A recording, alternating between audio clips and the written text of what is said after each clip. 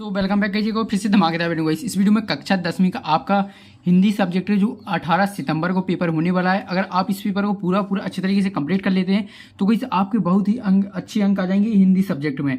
तो गाइस यहाँ पर आपको इस पेपर को पूरा याद करके जाना है। तो गाइस यहाँ पर देख लीजिएगा, इस पेपर में को हम इस वीडियो में जो है पूरा सॉल्व करके बताने वाले हैं। तो गाइस आपको वीडियो के अंत तक बने रहना। चलिए फटाफट इस पेपर को जल्दी से सॉल्व कर लेते हैं। तो गाइस आपको वीडियो के अंत तक बने रहना है। देख लीजिए आपका पेपर है जो कुछ इस तरह का आने वाला है। तो गाइस देख लीजिएगा, यहाँ पर त्रैमासिक परीक्षा 2024-25 विषय हिंदी सेट ए का है। यहाँ पर कक्षा 10वीं समय 3 घंटे का रहने वाला, पूर्णांक 75 का रहने वाला है। यहाँ पर आप अपने निर्देश वगैरह सभी अच्छे तरीके से इसे पढ़ लीजिएगा, निर्देश पढ़ लेना। फिर इसके बाद चलिए अब आपकी जो प्रश्न है कंप्लीट कर लेते हुए इनके आंसर। तो गाइस अगर आपने तो वीडियो को लाइक नहीं किया यार, फटाफट वीडियो को लाइक कर दीजिएगा, चैनल को सब्सक्राइब, क्योंकि बाकी के जो सब्जेक्ट हैं आपकी इसी तरह आपके कंप्लीट कराने वाले हैं। तो गाइस जल्दी से वीडियो को लाइक एंड चैनल को सब्सक्राइब। तो गाइस देख लीजिएगा यहाँ पर, चलिए फटाफट थोड़ा और जूम कर देते हैं। तो गाइस देख लीजिएगा यहाँ पर आपके पहला क्वेश्चन है, निम्नलिखित कथनों के सही विकल्प चुनकर लिखना है। 6 नंबर का है। तो चलिए पहला क्वेश्चन है, व्यवधि शब्द का अर्थ है। तो इस व्यवधि शब्द का अर्थ क्या? आधार, चिंता, रोग या विरह है। तो इसका व्यवधि शब्द का अर्थ है जो वो रोग है। तो इसमें आपका जो सा ऑप्शन दिया हुआ है रोग, ये राइट आंसर हो जाएगा। इसके बाद दूसरा इसमें दिया हुआ है, उत्साह कविता में बादल प्रतीक है। उत्साह कविता में बादल किसके प्रतीक है? शांति का, गति का या क्रांति का या सुख का। तो इसमें क्रांति का राइट आंसर हो जाएगा। इसमें सा ऑप्शन राइट आंसर। इसके बाद है आपका तीसरा, संचारी भावों की संख्या। तो संचारी भावों की संख्या कितनी होती है? 33 होती है। तो इसमें बा ऑप्शन राइट आंसर हो जाएगा। इसके बाद चौथा, कलम का जादूगर कहा जाता है। किसको कहा जाता है? राम वृक्ष बैनीपुरी जी को। तो इस यहाँ पर राम वृक्ष बैनीपुरी जी आपका राइट आंसर हो जाएगा, द ऑप्शन। इसके बाद है पांचवा, अर्थ के आधार पर वाक्य के भेद हैं। तो इस अर्थ के आधार पर वाक्य के भेद 8 हैं। तो इसमें सा ऑप्शन हो जाएगा राइट आंसर। इसके बाद है फेरी भेटूला का अर्थ है। फेरी भेटूला का अर्थ है फिर मिलेंगे। तो वही से ये आपके जो है 6 नंबर कंप्लीट हो जाते हैं। इसके बाद दूसरा क्वेश्चन आ जाता है। दूसरा क्वेश्चन में रिक्त स्थानों में सही शब्द चुनकर लिखना है। तो वही शब्द दिए हुए, चलिए फटाफट आपकी जो है रिक्त स्थान कंप्लीट कर लेते। देख लीजिए पहला यहाँ पर, परशुराम स्वभाव से डॉट डॉट थे, कैसे? क्रोधी या दयालु। तो वही वो क्रोधी थे, अत्यधिक क्रोधी थे। तो वही इसमें क्रोधी राइट आंसर हो जाएगा। इसके बाद दूसरा दिया हुआ है, चौपाई के प्रत्येक चरण में डॉट डॉट मात्राएं होती हैं। चौपाई के प्रत्येक चरण में कितनी होती हैं? 16-16 या 24-24। तो कहीं इसमें राइट आंसर हो जाएगा 16-16। तो कहीं इसमें 16-16 भर लीजिएगा। इसके बाद है तीसरा, जीवनी डॉट डॉट की लिखी जाती है। किसकी लिखी जाती है? स्वयं की या महापुरुष की। तो कहीं इसमें आपका राइट आंसर हो जाएगा स्वयं की। जो जीवनी है वो स्वयं की लिखी जाती है। इसके बाद नेक्स्ट पेज पर चलते हैं।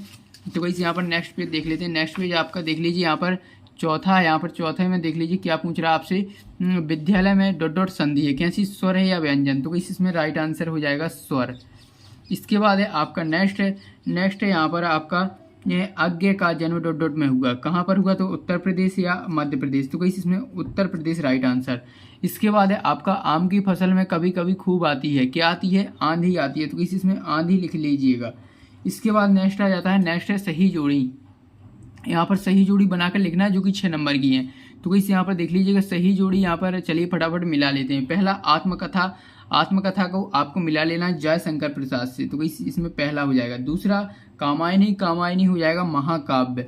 इसके बाद है यदा कदा हो जाएगा आपका तीसरा ऑप्शन हो जाएगा यहाँ पर शैलेंद्र भटियाना से। इसके बाद है चौथा, मन्नू भंडारी का हो जाएगा महाभोज। इसके बाद है पांचवा, दांत खट्टे करना, इसमें हो जाएगा परास्त करना। इसके बाद है छठवां है अज्ञे का हो जाएगा सच्चिदानंद और हीनानंद, इसमें आपको छठवां से मिला देना है। तो वैसे आपकी सही जोड़ी है कंप्लीटली जो हमने आपकी आंसर बता दिए। चलिए अब इनके जो है नेक्स्ट क्वेश्चन की ओर। तो वैसे यहाँ पर देख लीजिए नेक्स्ट क्वेश्चन 4 क्वेश्चन है आपका, एक वाक्य में उत्तर देना है। तो वैसे यहाँ पर देख लीजिएगा 6 नंबर आपके इसमें कंप्लीट होने वाले हैं। तो वैसे यहाँ पर पहला है, सूर सारावली के कवि का नाम। सूर सारावली के कवि का नाम हो जाएगा सूरदास। तो वैसे इसमें लिख देना है सूरदास, इसका करेक्ट आंसर हो जाएगा सूरदास। इसके बाद आ जाता है गढ़ों की कुल संख्या है। गढ़ों की कितनी संख्या है? 8 है। तो इसमें आपको 8 लिख देना है। इसके बाद है तीसरा, रिपोर्टाज किस भाषा का शब्द है? रिपोर्टाज जो है फ्रांसी भाषा का। तो इसमें फ्रांसी आपका राइट आंसर हो जाएगा, फ्रांसी इसका राइट आंसर। इसके बाद है संस्कृति पाठ है किस विधा का है? तो किस विधा का? निबंध का है। तो इसमें आपको निबंध लिख देना है। तो वही हम आपको बोल के भी इनके आंसर बता रहे हैं, तो वही आप अच्छे तरीके से सुनते चलिएगा।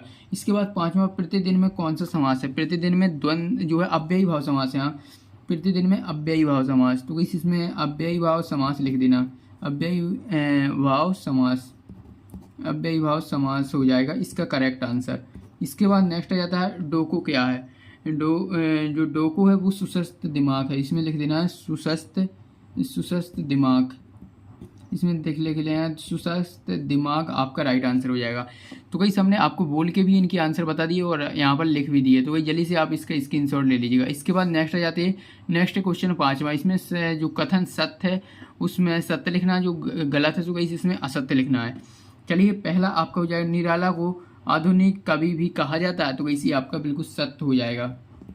पहले में सत्य भर देना है। इसके बाद दूसरा रामचरितमानस महाकाव्य बिल्कुल राइट है, यहाँ पर सत्य हो जाएगा। इसके बाद है यहाँ पर तीसरा एक अंक वाली रचना कहानी कहलाती है, ये आपका असत्य हो जाएगा। बिल्कुल साफ साफ आपको दिख रहा है कि जो एक अंक वाली कहानी होती है वो एक कहानी नहीं होती है, एकांकी होती है। इसके बाद है कृतज्ञवाच्य भाव प्रधान होता है, तो वैसे ये आपका हो जाएगा असत्य हो जाएगा, ये आपका असत्य हो जाएगा चौथा। इसके बाद है 5वां उपकार मानने वाला कृतज्ञ कहलाता है, बिल्कुल राइट, यहाँ पर सत्य है आपका। इसके बाद है आपका नेक्स्ट 6वां है 4 लड़के बैल बनकर मोट खींचने लग जाते थे, तो वैसे ही आपका असत्य हो जाएगा, बिल्कुल असत्य वाक्य दिया हुआ है। तो वैसे ही आपके जो है सत्य सत्य कंप्लीट हो जाते हैं 6 नंबर की।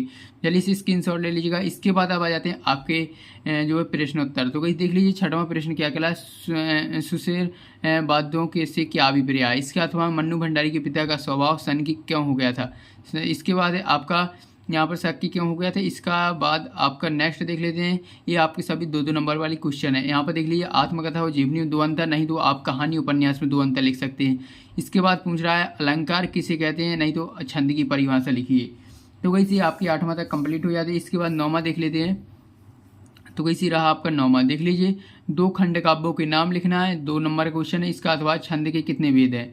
इसके बाद है गोपियों ने किन किन उपकरणों के माध्यम से उद्धव को उल्हने दिए हैं। तो वैसे इसके अथवा में लक्ष्मण ने वीर योद्धा की क्या क्या विशेषताएं बताई हैं। इसके बाद 11वां कवि नागार्जुन के अनुसार फसल क्या है। इसके अथवा में आधुनिक हिंदी साहित्य में जयशंकर प्रसाद का क्या स्थान है, ये इसमें स्थान बताना है आपको। इसके बाद है 12वां है आपका अवधी भाषा आज किन किन क्षेत्रों में बोली जाती है। इसके अथवा में है गोपियों के अनुसार राजा का धर्म क्या होना चाहिए।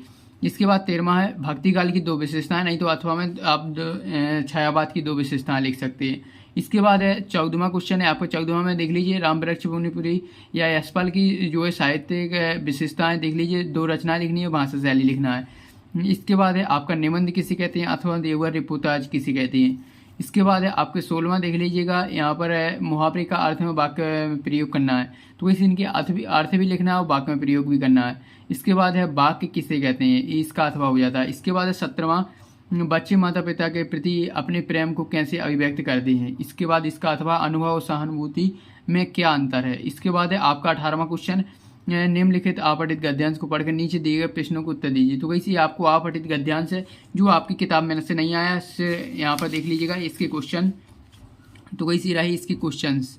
तो वैसे रहे पहला गद्य का शीर्षक बताना है किसके बारे में दिया हुआ है। इसके बाद सामाजिक समरसता का क्या आधार है। तो वैसे ये तीनों क्वेश्चनों के आपको आंसर देना, नहीं तो अथवा में भी आपको एक अपठित पद्यांश देखने को मिल जाता है, तो वैसे इसे भी आप जो है इसके आंसर लिख सकते हैं। जिनके भी आपको आंसर बन जाए तो इस दोनों में से एक करना है। इसके बाद है 19वां क्वेश्चन। 19वां क्वेश्चन देख लीजिए निम्नलिखित गद्यांशों की संदर्भ प्रसंग सहित व्याख्या करनी है, तो इस दोनों में से एक करना है, ठीक है। इसके बाद है आपका 20वां। इसमें 20वां में देख लीजिए निम्नलिखित पद्यांश का संदर्भ प्रसंग सहित भावार्थ लिखना है, तो गाइस इसमें भावार्थ लिख लेना, आप इसका स्क्रीनशॉट ले लीजिए आपके लिए। अब इसके बाद नेक्स्ट पेज आ जाता है। नेक्स्ट पेज में देख लीजिए आपके नेक्स्ट क्वेश्चन है, तो गाइस इसमें देख लीजिए 21वां क्वेश्चन है। इसमें आपको निम्नलिखित वाक्यों को निर्देश अनुसार परिवर्तित करना है, प्रश्नवाचक बनाना, निषेधवाचक व आज्ञावाचक। अथवा दिया हुआ है निम्नलिखित शब्द समूह के लिए एक शब्द लिखना है, जहाँ लोग परस्पर मिले एक शब्द लिखना है इसके लिए। इसके बाद 22वां में आपको देख लीजिए परीक्षा में प्रथम स्थान प्राप्त करने पर अपने मित्र को बधाई पत्र लिखना, नहीं तो अथवा बड़े भाई की शादी के लिए आमंत्रण पत्र लिख सकते हैं। इसके बाद 23वां क्वेश्चन है जो लास्ट क्वेश्चन है आपका, इसमें आपको 120 शब्दों में अनुच्छेद लिखना है किसी एक विषय पर। तो वैसे ही आपके सभी क्वेश्चन कंप्लीट हो जाते हैं, पूरे हमने आंसर कंप्लीट करा दी। अब जो आपके क्वेश्चन नंबर यहाँ पर 6 से आपके जो क्वेश्चन है इनके आंसर नेक्स्ट वीडियो में आपको प्रोवाइड कराएंगे, तो जल्दी से फटाफट आप भी वीडियो को लाइक कर दीजिएगा, चैनल को सब्सक्राइब कर लीजिए। सो गाइस मिलते हैं नेक्स्ट वीडियो में।